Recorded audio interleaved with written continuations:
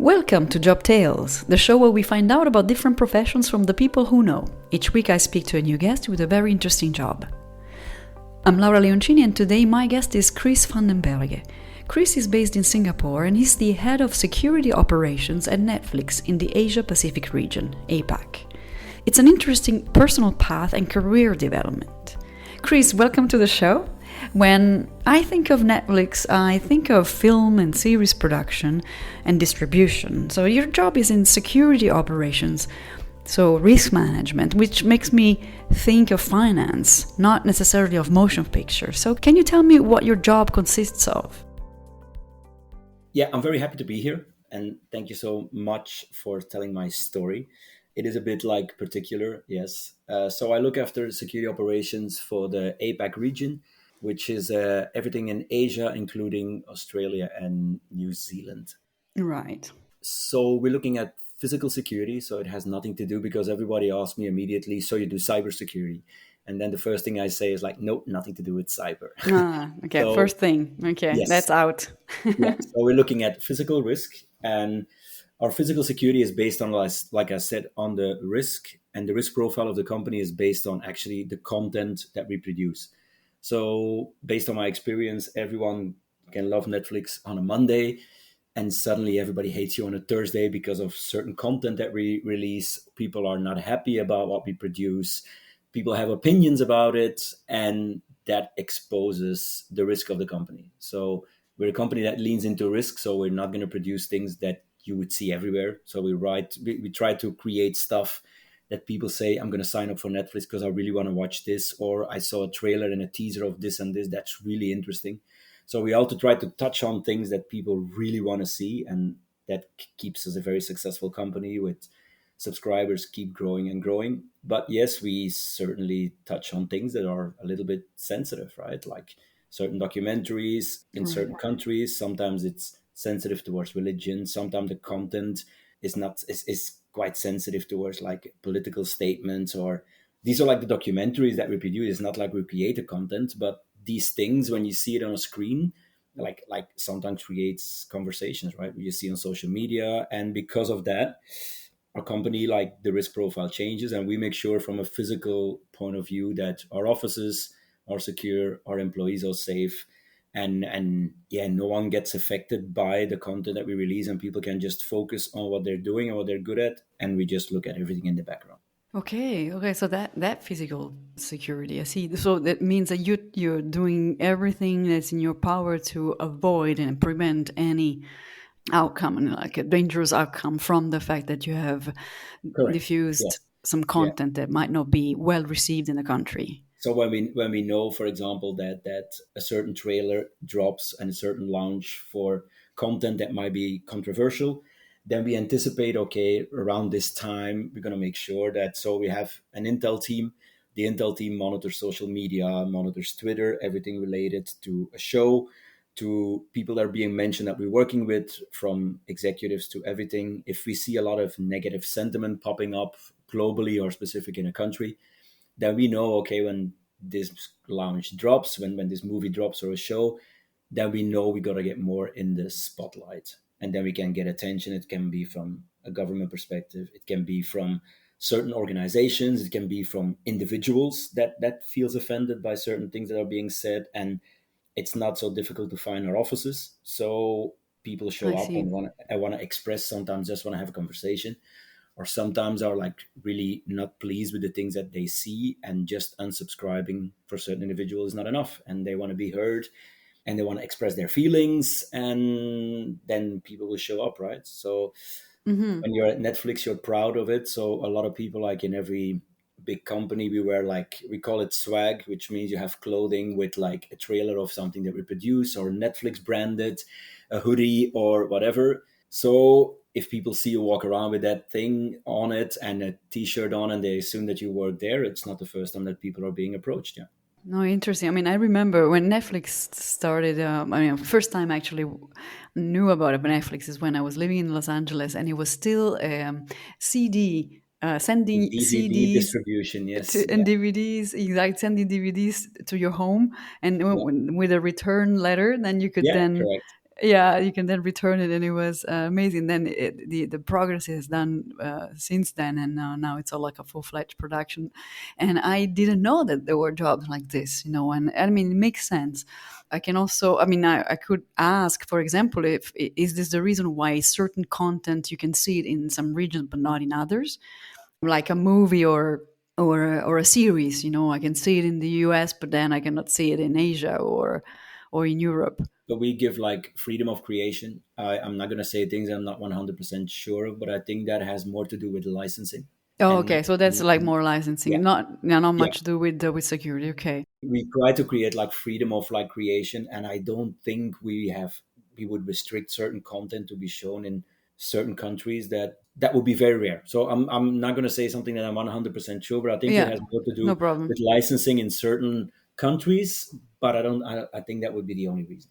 Okay, and so your job comes in after a production is done, or also before a production is being made. I So mean, we have a team. It looks everything, right? We have security teams for our offices. We have security teams for our studios. We have security teams that are helping out with the production. This is like safety and security. We have a safety team as well to make sure that everything happens in a safe environment.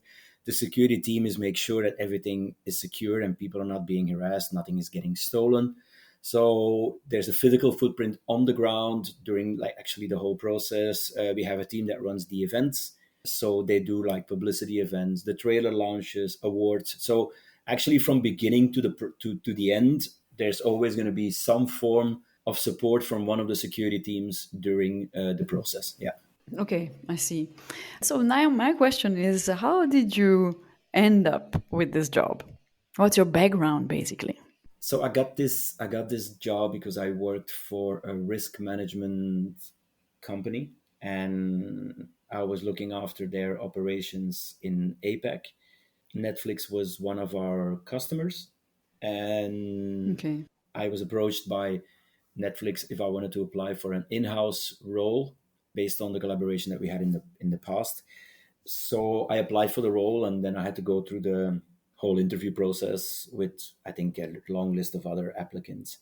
I see. And I was shortlisted, and this was 4 years plus ago. And in the end, I got the job. Well, it's also physical risk. So this is a risk management company. It's a London-based company that is like a one-stop shop. They do everything from looking at physical risk, but they also do crisis management. They actually also do cyber. That's one part of it. They do business intelligence, financial forensics. So it's a company that actually solves problem at large for, I think, most of the Fortune 500 companies in the world, to I support see. them in everything. This can be from executive travel to event support, but it can also be like doing financial backgrounds on a company that wants to do a joint venture with a foreign company in a foreign country because I want to have a new footprint in the market. So then they would come to that company and ask to do like the check-in in this new joint venture. Is there any background information that would jeopardize this joint venture and this agreement? So this is a company that supports from beginning to the end, actually a one-stop shop with a high level of like integrity of compliance. That is also the reason that I think all the big companies work with this firm, and that's how I got in touch with Netflix actually. Yeah. Okay, okay. So risk management, this is something you studied during your university or high No, school? nothing, Not at nothing, all. nothing at all. Okay, good to know.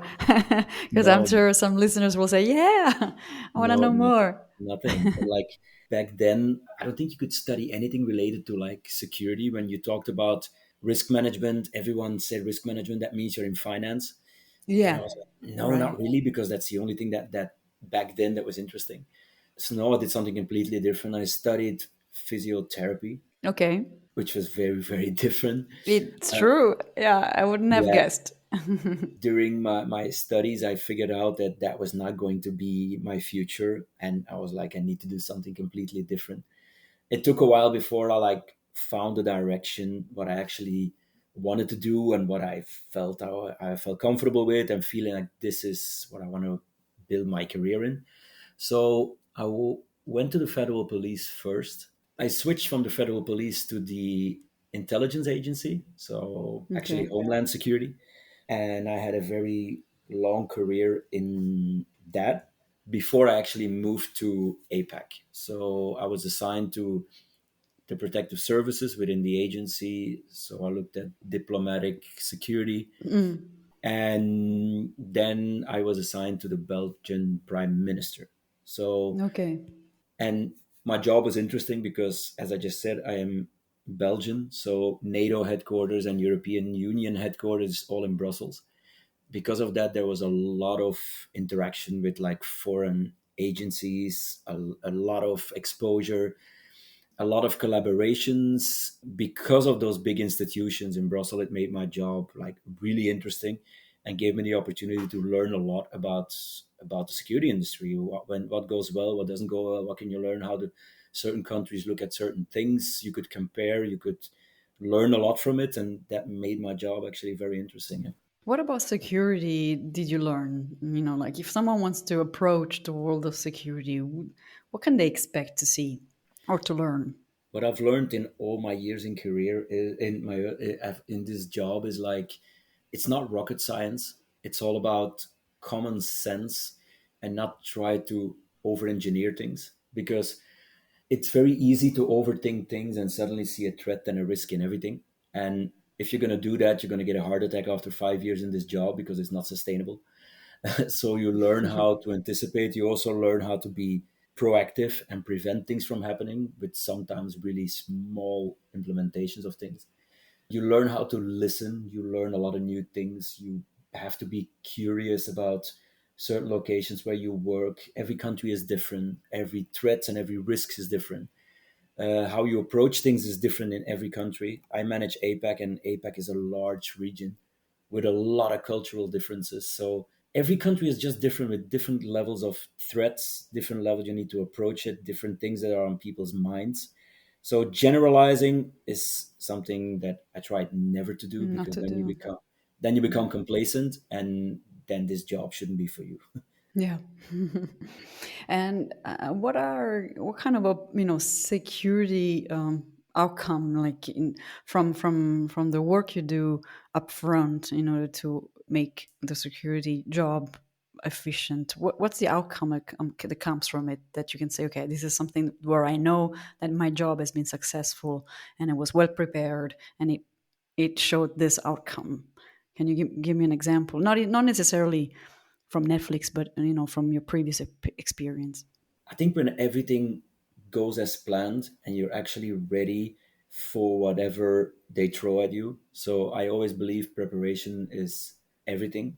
When we had an assignment and you had the whole agenda, it's all about preparation, knowing that you're not going to be surprised. You know all the locations, you know everything that's anticipated, you know what is around you. The communication is everything. When everything goes smooth and it feels like a well oiled machine, and the people around you have no clue what happens in the background, and then they can just focus on doing their job, and everything around you happens so fast that the actual client that you protect has no clue what's going on. When there is an incident and your client actually did not even know that all of this happened in the background, and in the end the person thinks, okay, this was a good day, thanks so much for your services, but you know all the things that you did in the past, and you look at your team and you look at each other and like, yeah, we pulled this off. And that is, I think, the satisfaction. And then you know, okay, we touched everything, we prepared it well, we were ready for this, we could pivot. Because in security, if you're not flexible and not quickly to pivot and make changes last minute, because you still work with people, and people tend to change their minds and change their ideas or their schedule or their agenda, and you just need to be flexible around it, adapt to a new situation. And if everything goes smooth and you're right with a team that you know well, then you know you did a good job. And you don't need to have people tell you and say good job. As a team, and you're long enough in it, you know when you were at your best at that day, for sure. Great. And in hindsight, so what would you say is the best training that you can get to be really prepared at doing a job in security? Oh, there's a lot Like of. if you could choose You mean what courses you should be doing, or either purely? courses or like joining like a specific company, or you were talking about There's so your many. experience. There's so many. There's so many. Like when I went to the protective services from the agency, the training that I had was like really good. I have to say it was really good, but it was also quite intense. For me, it was like a full-time job. It's part of your agent training. If you want to go into the private sector and you want to work in protective services, your training is like no more than like 10 days. So which means a course of 10 days, you cannot be Wow. an expert. You cannot be an expert in 10 days. The training that we received for the government was months, like really months, where they test you literally in everything and you learn so much. But in the private sector, there's like a million companies that provide these trainings, and the longest one I've seen, I think, was 2 weeks. So what they teach you in 2 weeks is literally the basics, and then you have to start working with a team with a lot of experience to get to know the actual job and to get better at it and to get a better insight and a better understanding. Because in those 2 weeks, I just give you the basic tools, and then it's up to you to improve yourself. So Right. I always said, like, work with the right people around you that really have the experience, that really understands what the responsibilities are, and that really help mold you. And then you find your own way and your own style of doing things and how you approach things. Like I said, there are so many courses. There are also now you can go to university, you can study for 4 years. I did a master in security management for 4 years. Like, Okay. this was intense, but did I learn a lot of new things in those 4 years in security management based I was so long in this industry? Certain things, yes. Other things I felt like, okay, there's a lot of things that you can actually learn on the job, and it's also based on how you look at things. Back in the day, you didn't have all that. This was not like something you could study at university and all of that stuff. Now you can, and you have a cyber has always been there, but actually looking at security management, how to implement all of this is quite new over the next couple of years. So there's a lot of it out there, but I think learning on the job with the right people around you, I think, is the way forward. What's a minimum that you say you would need to have in order to apply for a job in security, yeah, management, for example? If you want to be a security manager, I think for me personally, I think you have to go through the whole process. I don't really believe, and I hope I don't upset anyone by saying it, I don't think you can be a good security manager if you come straight from school and you become a security manager if you don't really understand what it's like to get your hands dirty, if that makes sense. I feel that you have to go through the whole process and understand what a security person on the ground goes through and what these daily tasks are and what the struggles is that that person is going through and what exposure to risk and maybe sometimes life threatening or whatever the problems that they deal with.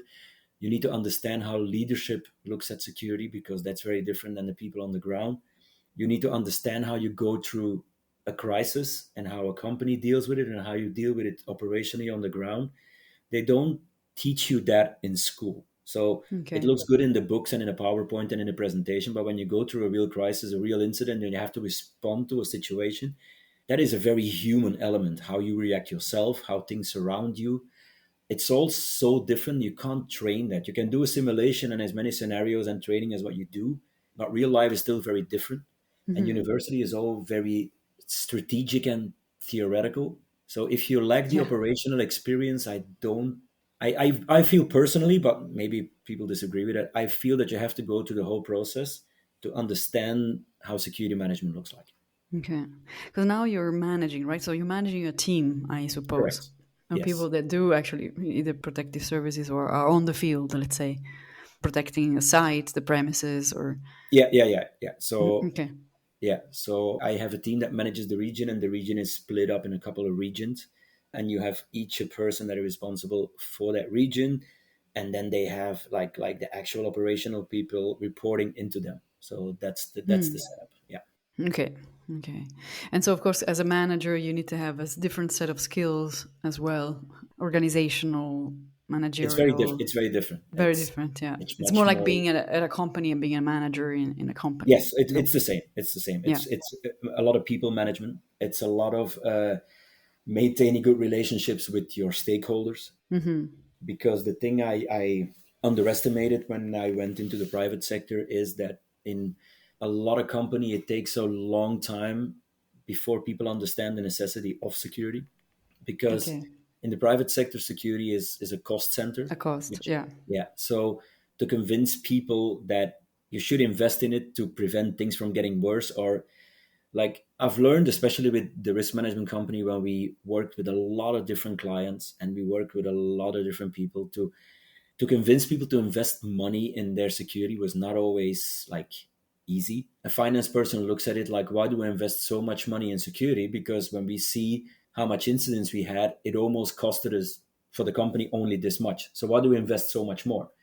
Instead of like, because you invested so much more, this is the only loss that you had. So on a spreadsheet, it looks very different for a finance person. And those are the people that hold the wallet. So I've seen it a lot when I worked in that risk management company, because it's a consulting firm. And then Yeah. you go to a lot of different companies and to support them in security risk assessments, location assessments, crisis management training, all of that. Help them set up their guard force and all of that. And it was always very difficult for all the companies that you went to, that why they need to invest in it, and you need to convince them why it is necessary, right? So my job is like, now with Netflix, that goes very well. They understand why our team is there, but maintaining those stakeholders, maintaining the relationships, creating the space that the team can actually do their job.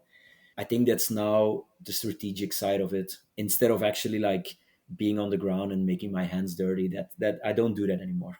I'm thinking of, for me, something that's hard to understand when you're young and then you need to choose a career. Is it something that I could be interested in, provided that you know about the job? Like, for example, I didn't know that there could be a position at Netflix or a production company that deals with security. So, what is a profile that you could say, like, if you identify yourself as such a person, like, with this kind of temper, character, persona, you're probably most likely going to love working in security, be it management or actual, protective services, something, where you're prone maybe to helping others or protecting others. I think you just said it. I think you have to have that inside like reflex and tendency to like try to protect people, try to look at risk. It needs to excite you. I've seen people that in my career, I've worked with all different people. I work with people with like ex-military and ex-law enforcement, but then I also worked with people that had a marketing job, or suddenly Okay. wanted to have something different, that worked in an office as an office manager, and said like, I want to try something completely different, and went into that field and became like really good and really experienced and built an incredible reputation because they were so flexible and so fast in decision making. So it can be for everyone, but you have to have that natural feeling that you're there to keep people safe and Safe. secure. You need to have that. If there's nothing in there that interests you, I don't think you will ever go into that direction. But it can be for everyone. You have to know that it's not a regular job. You have to know it's not a 9 to 5 job. You have to know you have to go the distance. It's not always fun, because when something goes wrong, people come to you to complain. When there is a problem, you're the one that need to fix it, and they expect that you will fix it. And if you don't Yeah. have a solution for it, they expect for you to come up with a solution pretty quickly. So, but I've seen all different backgrounds, all different classes that came out of like years and years and years ago. It was a very much more male dominated industry. uh, Hmm. I've seen that change a lot, which I think is great. Okay. More women in this job. Yes, it Okay. becomes, I think, more attractive, because I also think because education is now more accessible, which you didn't have in security. Used to be like, people, you needed to have like ex-military or ex-police, and then you were good at this, which is totally not true. That is like a little bit of changing quite a lot now. Like I said, you have a proper education that can actually teach you stuff, and then you have to learn on the job. It's more accessible to female professionals, which you had like 10 or 15 years ago. I see it in my team as well. Also in certain countries where it's not so easy to have female security professionals because it's simply not attractive for women. Even there, I see change. I have quite a lot Hmm. of good people in my team that are female professionals that I'm even learning from them. I always learn that a female security professional approaches a problem different than a male. Uh, so By having that, definition, I guess. yeah, having that balance and having that sense check, I think, is a very good thing. But you need to have that sense of responsibility, knowing to want to do the distance, and it needs to excite you, that you are like in your heart, that you feel like you want to protect people, keep people safe, and that's your job, and you know that's what it is, and you don't do it because you need a pat on the back and people tell you how great you are, but you just do it because it's something that is in you and you feel like doing it. I think it's the same that people feel that they have to serve their country, and join the army. Like is it for everyone? No, but if you have that feeling inside you, that calling, and you feel like I want to protect my country, some people have it, some don't. I think you have to have that feeling inside you to pursue it. I think otherwise, I don't think there would be enough interest to go through the whole process. So having the drive and then Yeah, pursue correct. it. Yeah. Okay, excellent. Well, thank you, Kris. I see that our time is coming to an end. I'm very happy that we managed to find the time. I wish you all the best with your security profession and career at Netflix and beyond one day, who knows. And I hope that we can reconnect again in the nearby future. I hope so. Thank you so much. I really enjoyed it. I don't know how much longer my career is gonna last, but I still enjoy it every day. I still learn a lot from meeting new people, talking to peers in the same industry, in other industries. I continue to like listen to others because the world keeps changing. Let's keep changing. It's something that all technology changes, everything changes, and we have to continue to educate ourselves so we don't fall behind. And because if you don't understand the threat environment now, yeah, when you fall behind, you won't be able to proactively prepare and know how to react to it. So it still keeps me excited after so many years, and I hope to continue to do so for still quite a while. That was Kris Van Den Berghe, Head of Security Operations in APAC at Netflix. You will find more episodes on Spotify, YouTube, and Apple Podcast, as well as any of your favorite players. I'm looking for new guests for jobs I haven't yet interviewed, so please write me at jobtalespodcast@gmail.com. See you next week for a new episode of Job Tales.